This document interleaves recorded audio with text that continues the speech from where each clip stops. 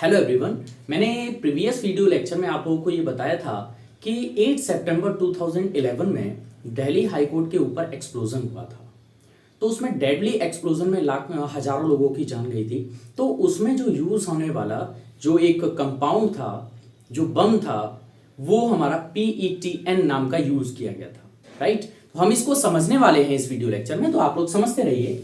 तो वहां पे यूज होने वाला जो एक कंपाउंड था, एक्सप्लोजन था, वो PETN था। मैं आपको बता दूं कि इसका फुल नेम क्या होता है, पेंटा एरिथ्रिटॉल, पेंटा एरिथ्रिटॉल टेट्रानाइट्रेट, टेट्रानाइट्रेट। इसका सर फॉर्मूला क्या होता है? फॉर्मूला वैसे मैं अपनी प्रीवियस वीडियो लेक्चर में बता चुका हूं। तो आप लोगों ने अगर मेरा प्रीवियस वीडियो लेक्चर या एल्डिहाइड कीटोन कार्बोक्सिलिक एसिड की जो लेक्चर सीरीज चल रही है, अगर आपने वो नहीं देखी है तो प्लीज जाके देख के आइएगा, अदरवाइज बीच में आप लोगों को समझने में प्रॉब्लम हो सकती है। राइट, तो इसका ध्यान रखिएगा। फॉर्मूला इसका ये होता है, कार्बन और यहाँ पे CH2NO3, CH2NO3, CH2NO3 और यहाँ पे CH2NO3। इसी को बोलते हैं पेंटा एरिथ्रेट टेट्रानाइट्रेट। यही हमारा, it is very explosive in nature, explosive in nature. हम इसको RDX की जगह पे यूज कर सकते हैं। Right, explosive in nature. देखो, सबसे पहले तो इसका फॉर्मेशन देखते हैं।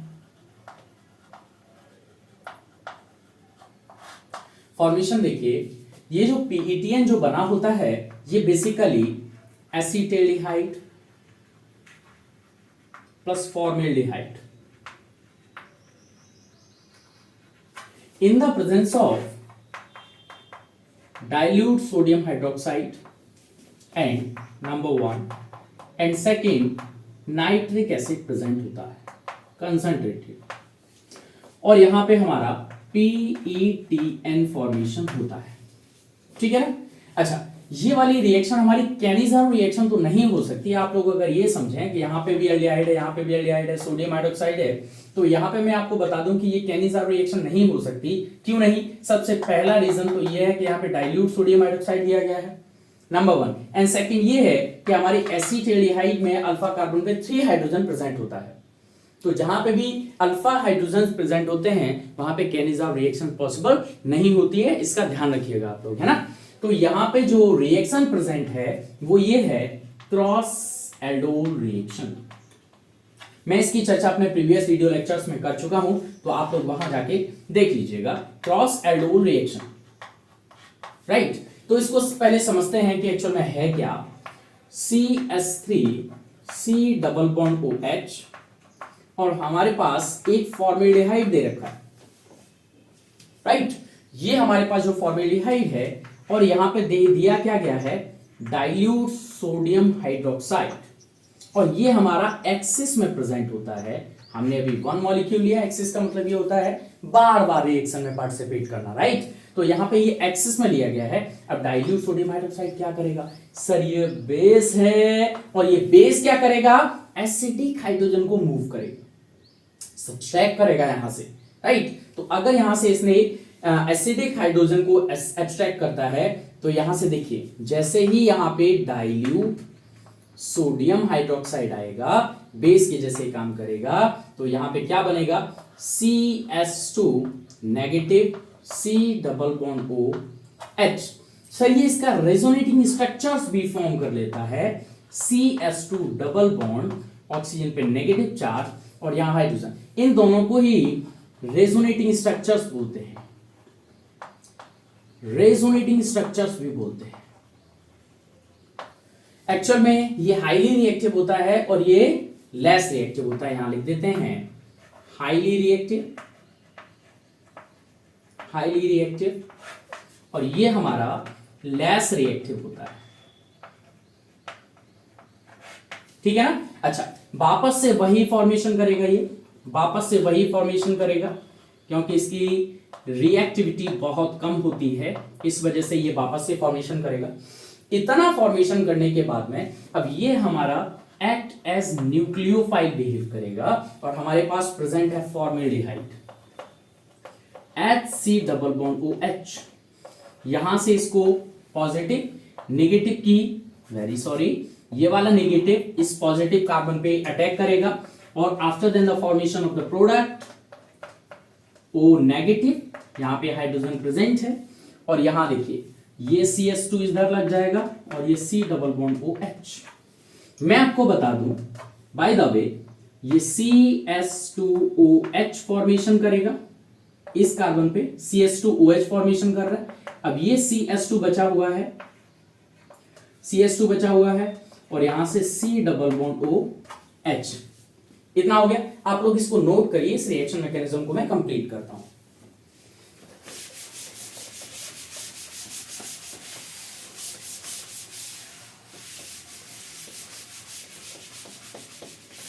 देखते रहिए, ठीक है ना। यहां पे हमारा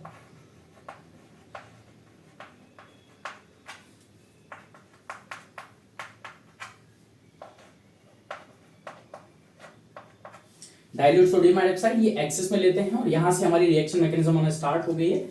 ये हमारा कुछ प्रोडक्ट बना हुआ है। सर अब ये रुक जाइएगा, हमने बोला था कि जो हमारा फॉर्मेल्डिहाइड होता है ये एक्सेस में होता है। सर हाँ बिल्कुल सर, एक्सेस में होता है, इसमें कोई डाउट ही नहीं है। अच्छा, फिर से हमारा डाइल्यूट सोडियम हाइड्रोक्साइड प्रेजेंट है, अभी खत्म थोड़ी ना हुआ है, ये भी कुछ ना कुछ करामात करेगा, है ना। तो ये क्या करेगा, डाइल्यूट, फिर से हमारा एक एसिडिक हाइड्रोजन ये प्रेजेंट है, देखिए दो हाइड्रोजन प्रेजेंट है। तो यहां से क्या करेगा, फिर से एक हाइड्रोजन को हटाएगा और CS2OH लगा देगा, ठीक है ना। तो क्या होगा देखिए, OH CS2 पहले से ही है, यहां से एक हाइड्रोजन को ये सब्सट्रैक्ट करके H2O फॉर्मेशन कर देता है और यहां से क्या CS2OH फिर से लग जाएगा और एक तरफ लगा हुआ है CHO। क्या इतनी बात क्लियर हुई? ठीक है, फिर से आ जाओ। सर हमारे पास फिर से फॉर्मेल्डिहाइड प्रेजेंट है, हमारे पास फिर से फॉर्मेल्डिहाइड प्रेजेंट है और ये रिएक्शन फिर से in the presence of dilute sodium hydroxide ये रिएक्शन फिर से होगी। अच्छा एक मिनट में, हाँ बिल्कुल सही है, कोई प्रॉब्लम नहीं है। तो यहाँ पे फिर से एसिडिक हाइड्रोजन प्रेजेंट है, तो ये क्या करेगा, फिर से CS2OH को फॉर्म कर देगा, यहां से वाटर मॉलिक्यूल को निकालेगा और ये फिर से OH CS2OH फिर से CS2OH और ये देखिए CHO मॉलिक्यूल फिर से बना हुआ है, राइट। अब यहां पे होता क्या है कि यहां तक तो हमारी कंप्लीट होती है क्रॉस एल्डोल रिएक्शन, राइट। अब यहां पे क्या होगा कि हमारा फॉर्मेल्डिहाइड फिर से आएगा, हमारा फॉर्मेल्डिहाइड फिर से अटैक करेगा और अटैक करने के बाद में क्या, यहां पे अभी दिया गया है क्या, डाइल्यूट सोडियम हाइड्रोक्साइड। अच्छा सर यहां पे भी अल्फा कार्बन पे हाइड्रोजन प्रेजेंट नहीं है और यहां पे भी अल्फा कार्बन पे हाइड्रोजन प्रेजेंट नहीं है, तो इस रिएक्शन को बोला जाता है कैनिजारो रिएक्शन। मैं अपने प्रीवियस वीडियो लेक्चर में आपको लोगों को बता चुका हूं, है ना। तो इतनी बात क्लियर हुई। अच्छा, जैसे इसको हम कैनिजारो रिएक्शन बोलेंगे तो अब कैसे फॉर्म करेगा ये, तो आप लोगों को मैं बता दूं कि जो यहां पे डाइल्यूट जो सोडियम हाइड्रोक्साइड है, अब ये न्यूक्लियोफाइल के जैसे बिहेव करेगा जिस तरीके से हमारी कैनिजारो रिएक्शन मूव करती है, राइट। तो यहां से क्या होगा, इसको मैं इस तरीके से लिखता हूं, इस तरीके से लिखता हूं, ठीक है ना। तो सोडियम हाइड्रोक्साइड में Na+ और OH- जो है, अब ये कहां अटैक करेगा, कहीं ना कहीं तो अटैक करेगा ना। अब देखो, एक तो हमारे पास ये वाला है एल्डिहाइड,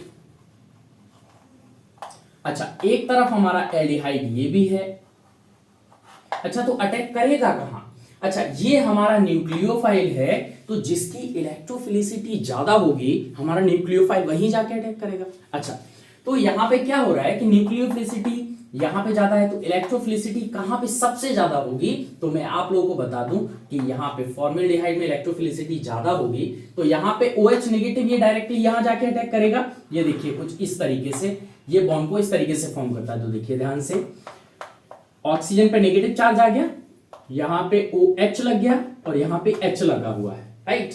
तो ये वापस से आएगा और यहां से हाइड्रोजन को लीव करेगा। तो लीव करने के बाद में अब क्या बना देखो, और मैं इसको लिख सकता हूं H डबल बॉन्ड O और यहां पे OH और ये H नेगेटिव फॉर्म में चला गया। क्या इतनी बात आपको क्लियर होती है? आप लोग इसको नोट करिए, इस रिएक्शन को कंप्लीट करते हैं। ध्यान से देखिए, ध्यान से देखते रहिए। अब जैसे ही ये बनके तैयार हुआ तो हमारे पास जो दूसरा मॉलिक्यूल प्रेजेंट है, देखिए दूसरा वाला क्या है, दूसरा वाला प्रेजेंट है मॉलिक्यूल ये CH2OH, यहां पे भी CH2OH है, यहां पे भी CH2OH है और यहां पे क्या लगा हुआ है C डबल बॉन्ड O और H, ये एल्डिहाइड का फंक्शनल ग्रुप लगा हुआ, राइट।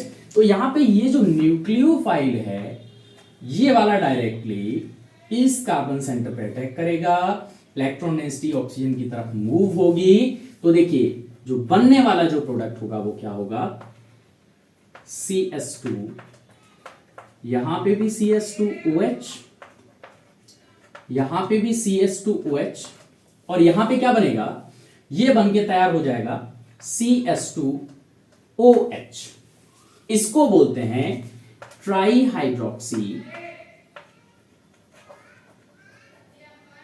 Methyl acetaldehyde. क्या इतनी बात समझ में आ गई? अच्छा एक चीज है, हमें बनाना PETN है, पेंटा एरिथ्रिटॉल टेट्रानाइट्रेट, है ना। तो यहां पे टेट्रा हाइड्रोक्सी दिया गया है, ये टेट्राई नहीं टेट्रा है, टेट्रा हाइड्रोक्सी दिया गया है, लेकिन हमें बनाना टेट्रा नाइट्रेट है ना। तो इसकी रिएक्शन आप लोग HNO3 कंसंट्रेटेड एसिड के साथ करा दो।